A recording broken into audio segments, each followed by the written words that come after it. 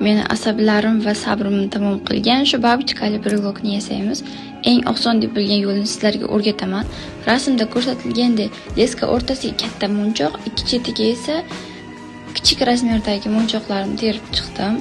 Leskani ikkala uchini ham katta munchoq o'rtasidan o'tkazdim. So'ng pastki qismini munchoq bilan to'ldirib chiqib mahkamlab oldim.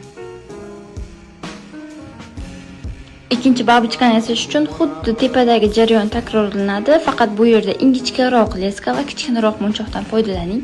Shunda ip munchoq orasidan oson o'tadi. Qizil lentali babichkani super kley bilan qotirdim. Brelokning tepasidagi ilgichni nima qilishni bilmay, shunchaki leska bilan bog'lab qo'ydim. Menimcha birinchisiga brelogim yomon chiqmadi. Profilda shu kabi handmade videolar va takrorlanmas ideyalar juda ham ko'p.